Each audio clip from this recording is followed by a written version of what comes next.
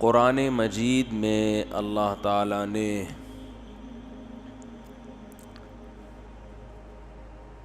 دنیا اور آخرت میں کامیابی کے اصول بیان کیے، ضابطے بیان کیے، اور ساتھ ساتھ کامیاب لوگوں کی علامات کو بھی بیان کیا ہے۔ آپ نے دیکھا ہوگا کہ جب کوئی کمپنی کوئی پروڈکٹ مارکیٹ میں لانچ کرتی ہے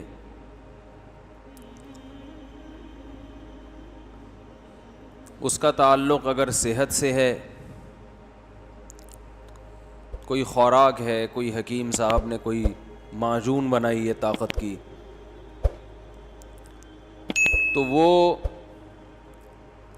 خوراک کے فضائل بھی لکھے ہوں گے، اور ساتھ ساتھ کہ جن لوگوں نے وہ خوراک استعمال کی ہے ان کے انٹرویوز بھی ہوتے ہیں کہ یہ علامتیں دیکھ لو ان میں، بھئی یہ وہ لوگ ہیں جنہوں نے ہماری ہدایات پر عمل کیا تو آج ان کی صحت دیکھ لو۔ آپ نے دیکھا ہوگا جم میں بڑے بڑے بلڈرز کی تصویریں لگی ہوتی ہیں، یہ آپ کو مائل کرنے کے لیے، اٹریکٹ کرنے کے لیے کہ کچھ دن ہمارے پاس آئیں ایسے ہو جائیں گے۔ میں کہتا ہوں اللہ نہ کرے کہ ہم ویسے ہو جائیں۔ عجیب سی باڈی ہوتی ہے باڈی بلڈر کی، سمجھ میں آنے والی، یہ نیچرل نہیں ہے، لیکن خیر لوگوں کو، نوجوانوں کو ایسا بننے کا شوق ہوتا ہے، تو وہ بتاتے ہیں کہ بھئی یہ اس طرح کے ہو جاؤ گے۔ تو اللہ تعالیٰ نے بھی قرآن مجید میں کچھ علامتیں بیان کی ہیں کہ جو میرے احکام کو فالو کرتے ہیں تو وہ ایسے ہو جاتے ہیں، پھر یعنی وہ کیسے ہو جاتے ہیں وہ اللہ نے بیان کر دیا۔ تو چونکہ اس دنیا میں انسانوں کی دو قسمیں اللہ نے بیان کی ہیں، ایک اللہ کو ماننے والے اور ایک اللہ کا انکار کرنے والے۔ جو انکار کرنے والے ہیں ان کی علامتیں بھی اللہ نے بیان کی، اور جو ماننے والے ہیں ان کی علامتیں بھی اللہ نے بیان کی۔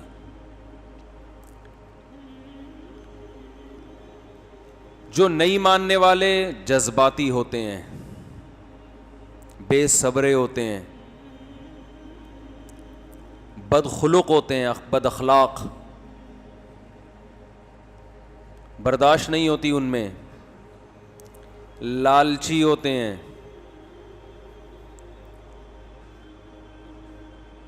جو ماننے والے ہیں سخی ہوتے ہیں، جلباز بولو بھائی نہیں ہوتے، صبر کرنے والے ہوتے ہیں، شکر کرنے والے ہوتے ہیں، صلہ رحمی کرنے والے ہوتے ہیں۔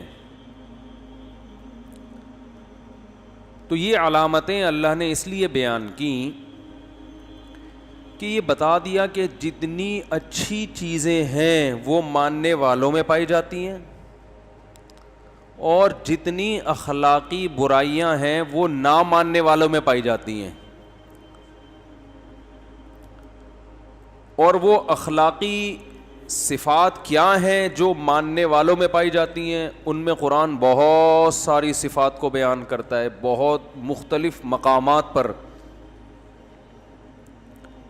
اب ان صفات کو سامنے رکھ کے ہم نے اپنا جائزہ لینا ہے کہ ہمارا شمار ماننے والوں میں ہوتا ہے یا نہ ماننے والوں میں ہوتا ہے۔ بھئی ایک حکیم صاحب نے کہا یہ طاقت کا ایسا کیپسول ہے کہ یہ آپ کھائیں گے تو ایک دم آپ کی باڈی میں انرجی پیدا ہو جائے گی، طاقت پیدا ہو جائے گی، پابندی سے کھائیں گے تو ملک کے سب سے بڑے بلڈر بن جائیں گے، لیکن آپ کھا رہے ہیں تو اور دبلے ہوتے جا رہے ہیں۔ تو یا تو حکیم جھوٹ بول رہا ہے، یا آپ کی باڈی اس کو قبول نہیں کر رہی, آپ کے اندر ہی کوئی فالٹ ہے, یا آپ کھا ہی نہیں رہے ہیں, آپ جھوٹ بول رہے ہیں کہ میں کھا رہا ہوں. تینوں میں سے ایک بات تو ہوگی نا, آپ کھا ہی نہیں رہے وہ. تو اللہ تعالیٰ نے وہ لوگ جو اللہ اور اس کے رسول پر ایمان رکھتے ہیں اور اللہ کو مانتے ہیں, ان کی جو صفات بیان کی ہیں, کوالٹیز بیان کی ہیں, وہ کوالٹیز اگر میرے اور آپ کے اندر نہیں ہیں تو اس کا مطلب معاذ اللہ نقل کفر, یا تو اللہ نے غلط کہا کہ میرے ماننے والے ایسے ہوتے ہیں, ہم تو کہہ رہے ہیں اللہ ایسے تو ہوتے نہیں ہیں, یا ہم اللہ کو مانتے نہیں ہیں,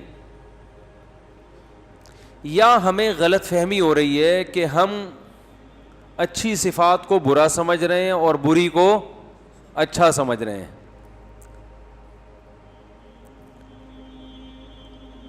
اب دیکھو اللہ نے قرآن میں جگہ جگہ جو مانتے ہیں, جو مجھے, اب دنیا میں دو ہی طبقے ہیں نا بڑے, مذہبی لوگ اور مذہب کو فالو نہ کرنے والے, دو ہی طبقے ہیں نا دنیا میں. جو اسلام کے علاوہ کسی اور مذہب کو فالو کرتے ہیں وہ بھی نہ ماننے والوں میں ہی آتے ہیں اللہ کی نظر میں, ان کا ماننا نہ ماننا برابر ہے. ہندو ہیں, سکھ ہیں, عیسائی ہیں, یہودی ہیں, ان کا ماننا اللہ نہیں قبول نہیں کرتا کہ یہ ہے وہی. یا اہل الکتاب, اے اہل کتاب, لستم علی شیء حتی تقیموا التوراۃ والانجیل, تمہاری کوئی حیثیت نہیں ہے اللہ کی نظر میں جب تک تم تورات اور انجیل کو حقیقت میں نافذ نہیں کر دیتے, اس کو فالو نہیں کرتے. تو یہود و نصارہ نے تورات اور انجیل کی حفاظت ہی نہیں کی, آگے اس کو نافذ کرنا تو دور کی بات. تو کہیں بھی ان کی زندگیوں میں آپ کو حضرت موسیٰ اور حضرت عیسیٰ کی تعلیمات نظر نہیں آئیں گی. مسلمانوں میں آج بھی ہول سیل کے حساب سے ایسے لوگ ملیں گے جو مکمل قرآن و سنت کو فالو کر رہے ہیں. تو اللہ تعالیٰ نے جو نیک لوگوں کی, جو اپنے بندوں کی, اپنے ماننے والوں کی صفات قرآن میں بیان کی ہیں وہ بہت ہی شاندار ہیں. یعنی انسانیت کی معراج ہے, وہ روحانی اعتبار سے انسان کو بہت زیادہ بلند کرنے والی. ان میں دو صفات تو قرآن بہت زیادہ بیان کرتا ہے, یقیمون الصلاۃ ومما رزقناہم ینفقون, نماز پابندی سے قائم کرتے ہیں اور جو رزق ہم نے دیا اس میں سے خرچ کرتے رہتے ہیں.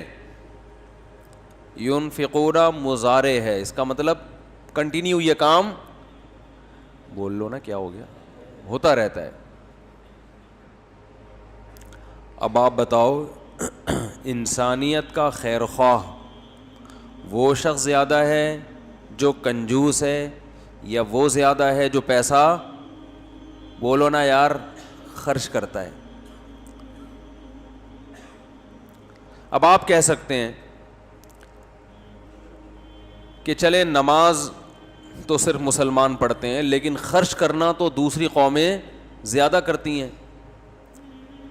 انسانیت کی خیر خواہی اللہ کے نام ماننے والوں میں ماننے والوں سے زیادہ ہے,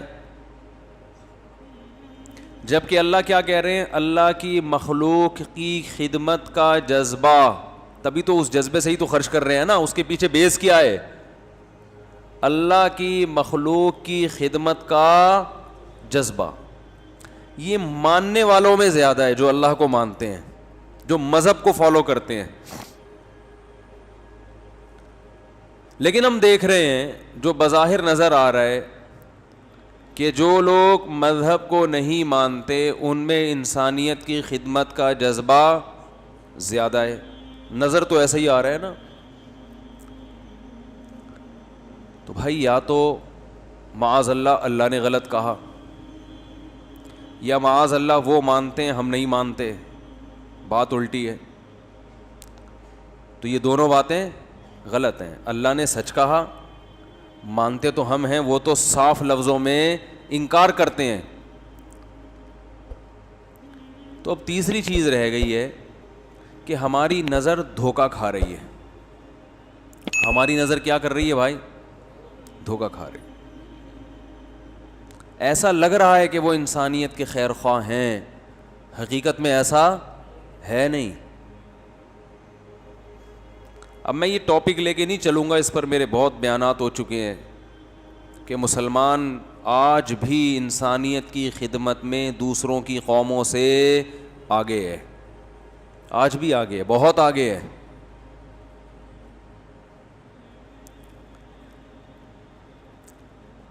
ہم کسی کے نا ظاہری گیٹ اپ کو دیکھ کے بہت جلدی متاثر ہوتے ہیں.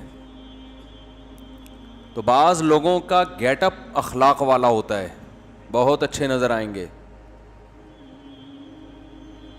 لیکن وہ کہتے ہیں نا کہ ان تلوں میں تیل نہیں ہے. آج بھی انسانیت کی خدمت میں خرچ کرنے کے حوالے سے مسلمان دنیا میں سب سے آگے ہے. بہت خرچ کرتے ہیں, بہت خرچ کرتے ہیں, کرتے رہتے ہیں. اور نہیں کر رہے تو پھر کرو بھائی, نہیں کر رہے تو کرو پھر. لیکن پھر بھی نہ کر کے بھی جتنا اسلام کہہ رہا ہے اتنا نہیں کر رہے, لیکن اس کے باوجود بھی دوسری قوموں سے بہت زیادہ آگے ہیں. ایک ایک آدمی 10 افراد کی کفالت کرتا ہے. گوروں میں ملے گا ایسا آپ کو؟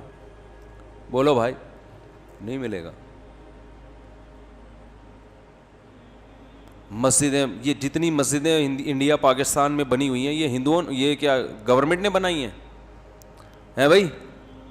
تو لوگوں نے پراپرٹی خرید کے بنائی ہے. ایک دھیلے کا بھی حکومتوں کی طرف سے تعاون نہیں ہوتا, پھر بھی مسجدیں بھی چل رہی ہیں, مدرسے بھی چل رہے ہیں. میں ایک مدرسے گیا, ایک ہٹا کٹا بیل, اچھا خاصا قد آور. میں نے مدرسے والوں سے پوچھا کہ یہ بیل ابھی کٹ رہا ہے طلبہ کے کھانے کے لیے, اسٹوڈنٹس جو ہیں وہ کیا کریں گے؟ کھانا کھائیں گے. تو یہ کتنے دن چلے گا؟ انہوں نے کہا کہ یہ ایک ٹائم کا کھانا ہے, جبکہ مدرسے کی کوئی سورس آف انکم بولو نہیں ہے. ایسے سینکڑوں مدرسے ہیں, تبھی تو گورنمنٹ ان مدرسوں کو اپنی تحویل میں نہیں لیتی. گورنمنٹ کے باپ میں بھی دم نہیں ہے ان کو کھلانے کا.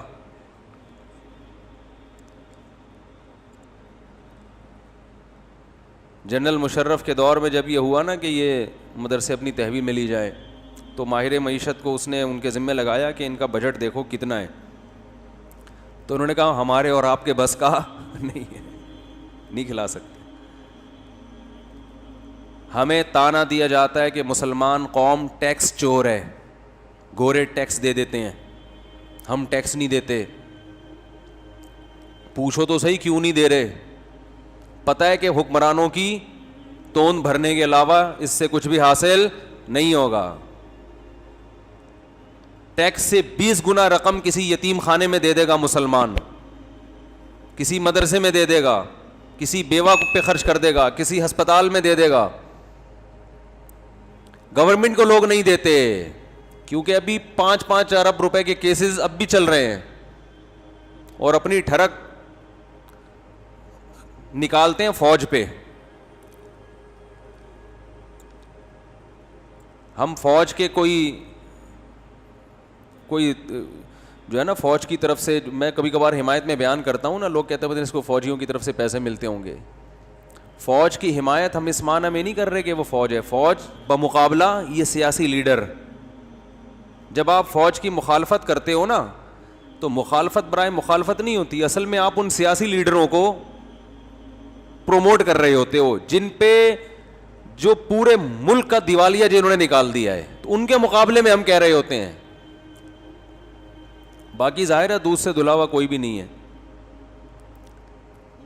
تو کس قدر یہ قوم خرچ کرتی ہے, کس قدر. ٹیکس نہیں دیتے کیونکہ پتہ ہے کہ ٹیکس صحیح ہاتھوں میں استعمال نہیں ہوگا. ابھی پنجاب میں ایک بہت بہترین ٹرین بنا دی ہے, دیکھا ہوگا, دبئی کے طرز پہ, بہت اچھا کام. لیکن جس قوم کے پاس کھانے کو روٹی نہ ہو, وہ ٹیکس کے پیسوں سے ایک شہر کو اتنا نوازیں کہ اس میں دبئی کے طرز کی لوکل ٹرینیں چل رہی ہوں اور باقی پنجاب اس کی سڑکیں ٹوٹی پھوٹی ہوں. تو یہ ٹیکس کا کیا ہو رہا ہے؟ کہا جاتا ہے کہ یہ اتنی مہنگی ٹرین ہے کہ اگر پنجاب گورنمنٹ ہر گھر کو ایک گاڑی دے دیتی نا تو وہ بھی دے سکتی تھی. کوئی کیلکولیشن نہیں ہے, کوئی اکاؤنٹیبلٹی نہیں ہے.